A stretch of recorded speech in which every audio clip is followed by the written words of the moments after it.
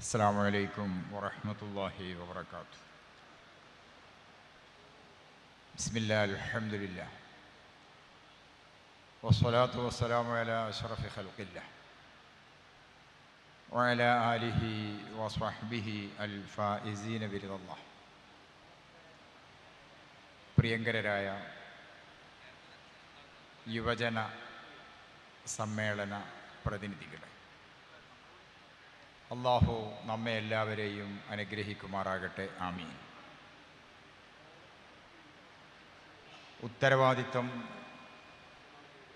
ജനാധിപത്യത്തിലെ പൗരപ്രതിനിധാനങ്ങൾ എന്നതാണ് ഇവിടെ പങ്കുവെക്കുന്ന തലവാചകം. ഉത്തരവാദിത്വം മനുഷ്യപ്പറ്റിൻ്റെ രാഷ്ട്രീയം എന്ന മുദ്രാവാക്യമായിരുന്നു നാം ഉയർത്തിപ്പിടിച്ചത്. ജനാധിപത്യം ഒരുപാട് കേട്ട് പരിചയപ്പെട്ട പദമാണ്. മഹാനായ അബ്രഹാം ലിങ്കൻ്റെ പ്രസിദ്ധമായ ഒരു നിർവചനവും ജനാധിപത്യത്തിനുണ്ട്.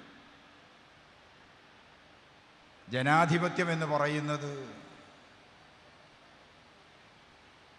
ഒരു സംസ്കാരമാണ്, ഒരു ജീവിത ശൈലിയാണ്. നാം പരിചയപ്പെട്ട ജനാധിപത്യം, എൻ്റെ ഭാഷയിൽ പറഞ്ഞാൽ അത് യാന്ത്രിക ജനാധിപത്യമാണ്. ജനാധിപത്യത്തിൽ സർഗാത്മക ജനാധിപത്യം എന്ന് പറയുന്നൊരു ഭാഗമുണ്ട്. ഇത് രണ്ടും തമ്മിലുള്ള വ്യത്യാസത്തെക്കുറിച്ച് നാം മനസ്സിലാക്കുമ്പോഴേ ഇവിടെ ചർച്ചക്കെടുക്കുന്ന വിഷയത്തിൻ്റെ പ്രാധാന്യം നമുക്ക് മനസ്സിലാകും. സമൂഹത്തിൽ പല തരത്തിലും തട്ടിലുമുള്ള ജനങ്ങളുണ്ട്.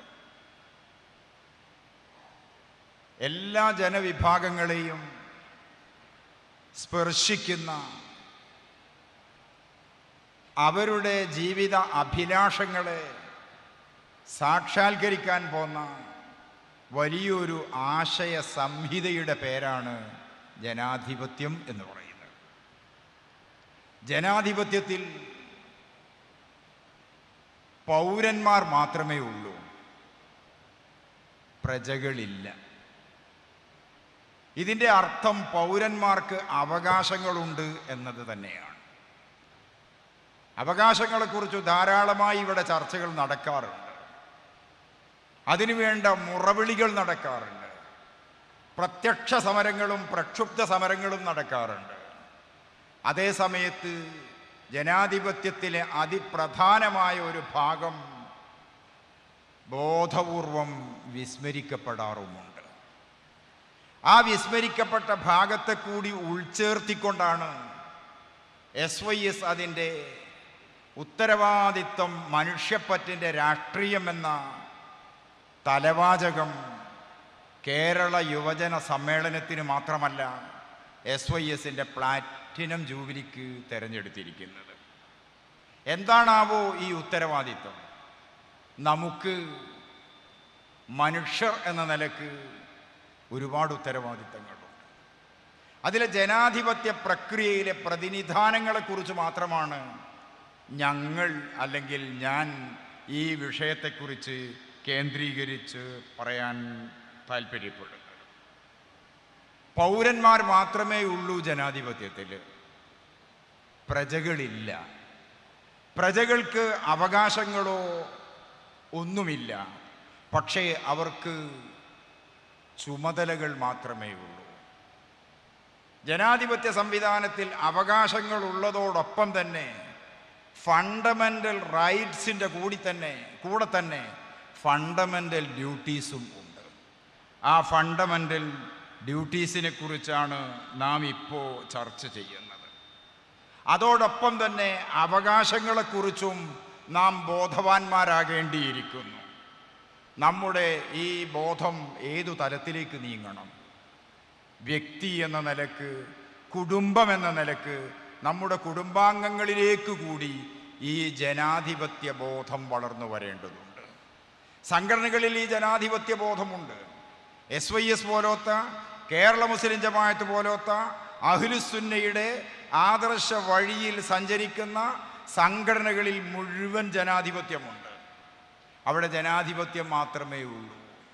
ഈ ജനാധിപത്യത്തിൻ്റെ അടിസ്ഥാനത്തിൽ നിന്നുകൊണ്ട് ജീവിതത്തിൻ്റെ ശൈലിയായി നാം ഇതിനെ സ്വീകരിക്കുകയാണ്. അങ്ങനെ നാം സ്വീകരിക്കുമ്പോൾ ജനാധിപത്യം എന്ന് പറയുന്നത് മഹാനായ ഡോക്ടർ അംബേദ്കർ പറഞ്ഞതുപോലെ, ആ വാക്ക്, ആ ആശയം ഞാൻ ഉദ്ധരിക്കാം.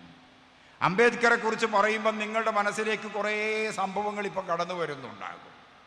ഇന്ത്യ എന്ന മഹത്തായ രാജ്യത്തിൻ്റെ ശ്രേഷ്ഠമായ ഭരണഘടന അംബേദ്കർ എന്ന പിന്നാക്കക്കാരൻ എഴുതിയത് കൊണ്ട് തന്നെയാണ്, ഈ രാജ്യം അംഗീകരിച്ചതുകൊണ്ട് തന്നെയാണ് മഹത്തായ ഭരണഘടനയായി മാറിയത്. ആ പിന്നോക്കാവസ്ഥയായിരിക്കാം ഇപ്പോഴും അദ്ദേഹത്തിന് മേൽ കല്ലേറുകൾ വന്നു വീണുകൊണ്ടിരിക്കുന്നതിൻ്റെ ദുരനുഭവം എന്നും ഞാൻ ഓർക്കുകയാണ്. അദ്ദേഹം പറഞ്ഞു, ജനാധിപത്യം ഭൂരിപക്ഷഹിതമല്ല. ഒന്നുകൂടി ഞാൻ ആവർത്തിക്കാം, ജനാധിപത്യം എന്ന് പറയുന്നത് ഭൂരിപക്ഷഹിതമല്ല. പിന്നെയോ സമത്വത്തിൻ്റെ മറ്റൊരു പേരാണ് ജനാധിപത്യം. സമത്വത്തിൻ്റെ മറ്റൊരു പേരാണ് ജനാധിപത്യം. ഇപ്പറഞ്ഞതിൽ നിന്ന് നാം മനസ്സിലാക്കുകയോ നമ്മെ മനസ്സിലാക്കാൻ വേണ്ടി നിഗൂഢമാം വിധം ശ്രമിച്ചുകൊണ്ടിരിക്കുകയോ ചെയ്യുന്ന ചില കട്ടുകടത്തലുകളെ ഇവിടെ തരിപ്പണമാവുകയാണ്.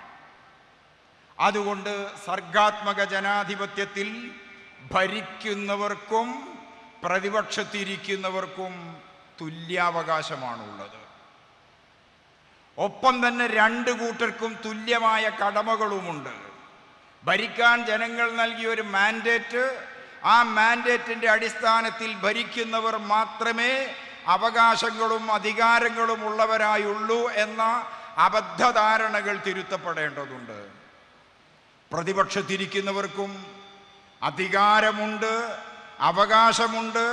അതോടൊപ്പം തന്നെ അവർക്കും ജനാധിപത്യ സംവിധാനത്തിൽ കൃത്യമായും നിർവഹിക്കപ്പെടേണ്ടുന്ന ചില ചുമതലകൾ കൂടിയുണ്ട് എന്നതും നാം മനസ്സിലാക്കണം. മഹാത്മജി യങ് ഇന്ത്യയിൽ പണ്ട് എഴുതി, അതിങ്ങനെയാണ്: അവകാശങ്ങളുടെ യഥാർത്ഥ ഉറവിടം കടമയാണ്.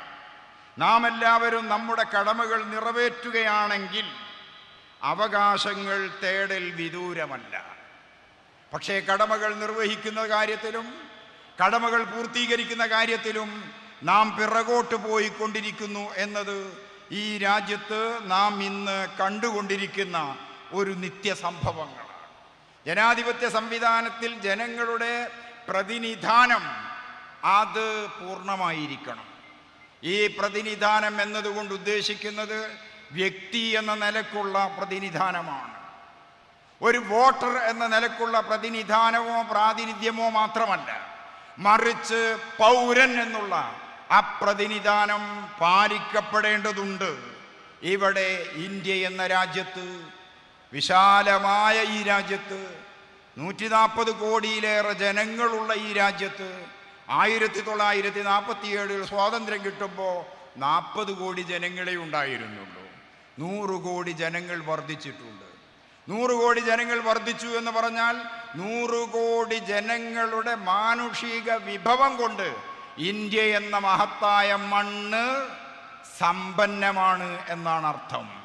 ഈ സമ്പന്നമായ ഭൗതിക ശേഷിയെ, മാനുഷിക ശേഷിയെ, വിഭവത്തെ ഉപയോഗപ്പെടുത്തുമ്പോൾ മാത്രമാണ് പൗരന്റെ പ്രതിനിധാനം ജനാധിപത്യ പ്രക്രിയയിൽ ഉണ്ടാവുകയുള്ളൂ എന്ന് നാം മനസ്സിലാക്കേണ്ടതുണ്ട്. ഇവിടെ നാം ഒരു കാര്യവും കൂടി മനസ്സിലാക്കുക: ഇന്ത്യയിൽ ഭൂരിപക്ഷം എന്ന് പറയുന്ന ഒന്നില്ല. അപ്പൊ നിങ്ങൾ പറയില്ലേ എന്ന് ചോദിക്കും. ജാതിയുടെ, വർണ്ണാശ്രമ വ്യവസ്ഥയുടെ, ഭാഷകളുടെ, പ്രദേശങ്ങളുടെ, ഗോത്രങ്ങളുടെ, വംശീയതകളുടെ അടിസ്ഥാനത്തിലുള്ള സ്ഥിതി വിവര കണക്കുകൾ എടുത്താൽ ഇന്ത്യയിൽ ഭൂരിപക്ഷം എന്നൊന്നില്ല. അതേ സ്ഥാനത്ത് ഒരുപാട് ന്യൂനപക്ഷങ്ങൾ ചേർന്ന വളരെ വലിയൊരു ഭൂരിപക്ഷമാണ് ഇന്ത്യ. ഈ ഇന്ത്യയിലെ മതാടിസ്ഥാനത്തിലുള്ള ജനവിഭാഗങ്ങളുടെ കൂട്ടത്തിൽ ഒന്നാം സ്ഥാനത്തു നിൽക്കുന്ന ന്യൂനപക്ഷം മുസ്ലിങ്ങളാണ്. ഇത് ഞാൻ പറയുന്നതിൻ്റെ പിന്നിൽ ജനാധിപത്യ പ്രക്രിയയിൽ, ജനാധിപത്യ സംവിധാനത്തിൽ വിഷയങ്ങൾ പൂർത്തീകരിക്കപ്പെടുകയും കാര്യങ്ങൾ സാർത്ഥകമാവുകയും ചെയ്യണമെങ്കിൽ ജനങ്ങളെ മുഴുവൻ അതേ അർത്ഥത്തിൽ കാണേണ്ടതുണ്ട്, അതേ രൂപത്തിൽ സമീപിക്കേണ്ടതുണ്ട്. 1947 മുതൽ 2024 വരെയുള്ള കേന്ദ്രമന്ത്രിമാരുടെ കണക്കെടുത്താൽ മൗലാന അബുൽ കലാം ആസാദ് മുതൽ MJ അക്ബർ വരെയുള്ള മന്ത്രിമാരെ കണക്കിൽ പേര് വിവരങ്ങൾ ശേഖരിച്ചാൽ നമുക്കതിൽ നിന്ന് കിട്ടുന്നത് വെറും 43 പേർ മാത്രമാണ്. ഞാൻ അതിലേക്കൊന്നും ദീർഘമായി കടക്കുന്നില്ല. ജനാധിപത്യ സംവിധാനത്തിലെ പ്രതിനിധാനത്തിൻ്റെ കുറവ് ഇവിടെ അനുഭവിച്ചുകൊണ്ടിരിക്കുന്ന ഒരു ന്യൂനപക്ഷമാണ് മുസ്ലിങ്ങൾ. 2019 2024 നടന്ന തെരഞ്ഞെടുപ്പുകളിൽ പ്രമുഖമായ രാഷ്ട്രീയ സംഘടനകളെല്ലാം കൂടി മത്സരിപ്പിച്ച് മുസ്ലിങ്ങളിൽ നിന്ന് തെരഞ്ഞെടുക്കപ്പെട്ടത് 2019 16 പേരാണെങ്കിൽ അതേ 16 പേർ തന്നെയാണ് 2024 തെരഞ്ഞെടുക്കപ്പെട്ടത് എന്ന് പറയുമ്പോൾ ഇവിടെ ഒരു കാര്യം മനസ്സിലാക്കേണ്ടതുണ്ട്. ആഗോളതലത്തിൽ തന്നെയും ഇസ്ലാമോഫോബിയ പരത്തിയിട്ട് ഇന്ത്യ എന്ന രാജ്യത്ത് വർഗീയ ധ്രുവീകരണത്തിന് വേഗത വർദ്ധിപ്പിച്ച് വളരെ കൂടുതൽ സങ്കീർണമായ പ്രശ്നങ്ങൾ സൃഷ്ടിച്ചപ്പോൾ മുസ്ലിം കാൻഡിഡേറ്റ്സിന് വോട്ട് ചെയ്യാൻ പറ്റുമോ ഇല്ലയോ എന്ന, ഞങ്ങൾ മത്സരിക്കാൻ പറ്റുമോ എന്ന ചിന്ത, ഞങ്ങൾക്ക് വോട്ട് തേടാൻ പറ്റുമോ എന്ന ചിന്ത എല്ലാ വിഭാഗം ജനങ്ങളിലേക്കും ഒരു തരം രോഗമെന്ന നിലക്ക് പകരുകയും പടർന്നു വലുതാവുകയും ചെയ്തിട്ടുണ്ട് എന്നാണ് ഞാൻ പറഞ്ഞതിൻ്റെ ചുരുക്കം. ഇത് നമ്മുടെ രാജ്യത്തുള്ള സ്ഥിതിവികൾക്കാണെങ്കിൽ 2014 മുതൽ ലോക്സഭയിൽ മുസ്ലിം പ്രാതിനിധ്യം കുറഞ്ഞു വന്ന് ഇന്ന് 2024 എത്തിയപ്പം മുസ്ലിം പ്രാതിനിധ്യം പാർലമെന്റിൽ കുറഞ്ഞു. രാജ്യത്തെ വ്യത്യസ്ത സംസ്ഥാന നിയമസഭകളിൽ കുറഞ്ഞു. ഒരൊറ്റ മുസ്ലിം മന്ത്രി പോലും ഇല്ലാത്ത വിധം കേന്ദ്ര മന്ത്രിസഭ രൂപം കൊള്ളുകയും ചെയ്തു. ഇതാണ് നമുക്ക് മനസ്സിലാക്കാൻ കഴിയുന്ന ഒരു സ്ഥിതിയെങ്കിൽ, ഞാൻ കൂടുതൽ പറയാൻ ഉദ്ദേശിക്കാത്തത് കൊണ്ട് കുറച്ചു ഭാഗം വിഴുങ്ങിയിട്ടും അവഗണിച്ചുമാണ് സംസാരിക്കുന്നത്. സംസ്ഥാന നിയമസഭകളിലെ പ്രാതിനിധ്യം ഗുജറാത്തിൽ ഇന്ത്യയിൽ മൊത്തത്തിൽ 14% മുസ്ലിങ്ങളുണ്ട്. 14% മുസ്ലിങ്ങളുള്ള ഇന്ത്യ മഹാരാജ്യത്തെ ഒരു സ്റ്റേറ്റാണ് ഗുജറാത്ത്. ഗുജറാത്തിലെ മുസ്ലിം ജനസംഖ്യ 9.1%, അവിടെയുള്ള ജനപ്രതിനിധികൾ, മുസ്ലിം ജനപ്രതിനിധികൾ MLA-മാർ 1.6%. കർണാടകയിലേക്ക് വന്നാൽ അവിടെ 12.2% മുസ്ലിങ്ങളുണ്ട്. അവിടെയുള്ള മുസ്ലിം MLA-മാർ 3.1% മാത്രമാണ്. മധ്യപ്രദേശിലെ മുസ്ലിം ജനസംഖ്യ 6.4%ആണെങ്കിൽ അവിടെയുള്ള മുസ്ലിം MLA-മാരുടെ സംഖ്യ 0.4% മാത്രമാണ്. മഹാരാഷ്ട്രയിലെ മുസ്ലിം ജനസംഖ്യ 10%-ൽ കൂടുതലാണെങ്കിൽ അവിടെയുള്ള മുസ്ലിം ജനപ്രതിനിധികളുടെ സംഖ്യ 3.1% മാത്രമാണ്. ഒഡീഷയിലെ മുസ്ലിം ജനസംഖ്യ 2%ആണെങ്കിൽ MLA-മാർ അവിടെ 0.7% മാത്രമാണ്. രാജസ്ഥാനിൽ മുസ്ലിം ജനസംഖ്യ 9.7%ആണെങ്കിൽ MLA-മാർ വെറും 1% മാത്രമാണ്. ഉത്തർപ്രദേശിൽ മുസ്ലിം ജനസംഖ്യ 18.5%ആണെങ്കിൽ MLA-മാർ 2017 വെറും 5.7% മാത്രമാണ്. ജനാധിപത്യ പ്രക്രിയയിലെ പൗരപ്രതിനിധാനം എന്ന് പറയുമ്പം മുസ്ലിങ്ങളും ഈ രാജ്യത്തെ പൗരന്മാരാണ്. ഞാൻ ന്യൂനപക്ഷ ഭൂരിപക്ഷത്തിൻ്റെ അടിസ്ഥാനത്തിൽ പറയണമെന്നല്ല ഉദ്ദേശിക്കുന്നത്. ന്യൂനപക്ഷമാണോ ഭൂരിപക്ഷമാണോ എന്ന് പരിഗണിക്കാതെ ഇന്ത്യക്കാരായ എല്ലാ ആളുകൾക്കും സ്വത്വബോധത്തോടുകൂടിയും സാംസ്കാരിക തനിമയോടുകൂടിയും ഈ രാജ്യത്തെ ഭരണഘടന നൽകുന്ന അവകാശങ്ങൾ അനുഭവിച്ചും നൽകണമെന്ന് ഭരണഘടന പറഞ്ഞിരിക്കുന്ന അവകാശങ്ങൾ രാഷ്ട്രത്തിന് വേണ്ടി സമർപ്പിച്ചും സ്വസ്ഥമായി സമാധാനപരമായി രാഷ്ട്രീയ ജീവിതവും സമാധാനപരമായ വ്യക്തി ജീവിതവും നയിക്കാൻ ഈ രാജ്യത്തെ ജനങ്ങൾക്ക് അവസരമുണ്ടാകേണ്ടതുണ്ട്. ഇത് ഒരു ഭാഗത്തുള്ള കണക്കാണെങ്കിൽ, ഈ പ്രതിനിധാനത്തിൻ്റെ മറ്റൊരു ഭാഗം നാം ശ്രദ്ധിക്കുമ്പോൾ നാം ഞെട്ടിപ്പോകുന്ന ചില കണക്കുകളുണ്ട്. ആ കണക്കുകൾ എന്തെന്ന് ചോദിച്ചാൽ, ഈ രാജ്യത്തെ മുസ്ലിം ജനസംഖ്യ വെറും 14% ഹരിയാനയിലെ 19 ജയിലുകളിലുള്ള 41 രാഷ്ട്രീയ തടവുകാരിൽ എല്ലാവരും മുസ്ലിങ്ങളാണ്. പരിഗണന മാത്രമല്ല, അവഗണന മാത്രമല്ല, പീഡനവും കൂടി നടക്കുന്ന ഒരു രാജ്യ സംവിധാനത്തിൽ എങ്ങനെയാണ് പൗരന്റെ പ്രതിനിധാനം രാഷ്ട്രീയമായി അർത്ഥപൂർണമാവുക? അതുപോലെ തന്നെ വെസ്റ്റ് ബംഗാളിലെ രാഷ്ട്രീയ തടവുകാരിൽ 78% മുസ്ലിങ്ങളാണ്. യു പിയിലെ 56.7% രാഷ്ട്രീയ തടവുകാരും മുസ്ലിങ്ങളാണ്. അസമിൽ 64% രാഷ്ട്രീയ തടവുകാരും 49% വിചാരണ തടവുകാരും മുസ്ലിങ്ങളാണ് എന്ന് പറയുമ്പം നാം ഓർക്കേണ്ടതുണ്ട്, വടക്ക് കിഴക്കൻ ദില്ലിയിൽ കുറച്ചു മുമ്പുണ്ടായിരുന്ന ഒരു സംഘർഷത്തിൽ അവിടെ കൊല്ലപ്പെട്ടത് 53 പേരായിരുന്നു. അതിൽ ഭൂരിഭാഗവും മുസ്ലിങ്ങളാണ് എന്നത് ദുഃഖസത്യം. അതോടൊപ്പം തന്നെ വളരെ വിചിത്രമായ ഒരു സത്യമാണ് ഇനി ഞാൻ പറയാൻ പോകുന്നത്. മൊത്തം പ്രതികൾ 18 പേരാണെങ്കിൽ അതിൽ 16 പേരും മുസ്ലിങ്ങളായിരുന്നു എന്ന് പറയുമ്പം ഈ കണക്കുകളുടെ വൈചിത്ര്യം, അതിലെ ഒരു തരം കണക്കുകൊണ്ട് ടാലിയാവാത്ത സ്ഥിതി നമുക്ക് കാണാൻ സാധിക്കും എന്നതാണ് എൻ്റെ മുമ്പിലുള്ള ചെറിയ ചെറിയ കണക്കുകൾ. ഇവിടെ സമയക്കുറവുണ്ട്, ഞാനതിലേക്ക് ദീർഘമായി കടക്കുകയല്ല. ഏതായിരുന്നാലും ഒരു രാജ്യത്തെ പൗരന്മാർ അവരുടെ കഴിവുകളും ശേഷികളും രാഷ്ട്ര നിർമ്മാണത്തിൽ സമർപ്പിച്ച് പ്രതിനിധാനം ഉറപ്പുവരുത്തുന്ന അവസ്ഥയിൽ നിന്ന് ഒരാളും പുറകോട്ട് പോകാൻ പാടില്ല. പക്ഷേ രാഷ്ട്രം അവർക്ക് നൽകേണ്ടതുണ്ട്. അങ്ങനെ നൽകേണ്ടുന്ന കാര്യങ്ങൾ നൽകാതിരിക്കുമ്പോൾ അവിടെ സംഘർഷവും അസമാധാനവും ഉണ്ടാകുന്നുവെങ്കിൽ ഭരണപരമായ പിടിപ്പുകേടിൻ്റെ അടിസ്ഥാനത്തിൽ രാജ്യത്ത് സംഭവിക്കുന്ന അപകടങ്ങളാണ് എന്ന് മാത്രമേ പറയാനൊക്കൂ. മുസ്ലിം സ്ഥാപനങ്ങൾ, മുസ്ലിം സംരംഭങ്ങൾ, മുസ്ലിം നാമങ്ങൾ ഓരോന്നോരോന്ന് മായ്ക്കപ്പെട്ടുകൊണ്ടിരിക്കുന്ന ഒരു രാജ്യത്തു കൂടിയാണ് നാം ഇന്ന് ജീവിക്കുന്നത്.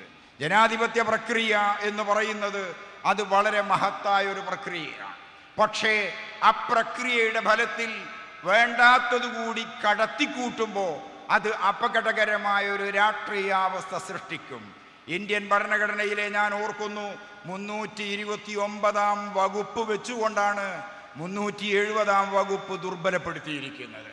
370 വകുപ്പ് ദുർബലപ്പെടുത്തി എന്ന് മാത്രമല്ല, 371 ഈ രാജ്യത്ത് നിലനിൽക്കുന്നുണ്ട്. അത് മറ്റു സംസ്ഥാനങ്ങളെക്കുറിച്ചാണ്. ആ സംസ്ഥാനത്തെ 2ഉം 3ഉമായി വിഭജിച്ചതും ഈ നേരത്തെ പറഞ്ഞ ഇന്ത്യൻ ഭരണഘടനയിലെ ചില വകുപ്പുകൾ വെച്ചുകൊണ്ട് ആണെന്നുകൂടി നാം മനസ്സിലാക്കുമ്പോൾ വിഷയത്തിൻ്റെ ഗൗരവം നമുക്ക് ബോധ്യപ്പെടുകയാണ്. ഇവിടെയാണ് സമസ്ത കേരള സുന്നി യുവജന സംഘം പ്ലാറ്റിനം ജൂബിലിയുടെ ഭാഗമായി സാംസ്കാരിക കേരളത്തിൻ്റെ തലസ്ഥാനമായ തൃശ്ശൂരിൽ കേരള യുവജന സമ്മേളനം നടത്തുന്നത്. ഈ കേരള യുവജന സമ്മേളനത്തിൽ ചർച്ചക്കെടുക്കുന്ന ഇത്തരം വിഷയങ്ങളുടെ സ്ഥിതി വെച്ചുകൊണ്ട് നാം മുന്നോട്ട് പോകുമ്പോൾ ഈ രാജ്യത്തിന് വേണ്ടി സമർപ്പിതരാണ് നാം എന്ന് നാം കാണുക. നാം ഈ രാജ്യത്തെ പൗരന്മാരാണ്. നാം മാത്രമല്ല, എല്ലാവരും ഈ രാജ്യത്തെ പൗരന്മാരാണ്.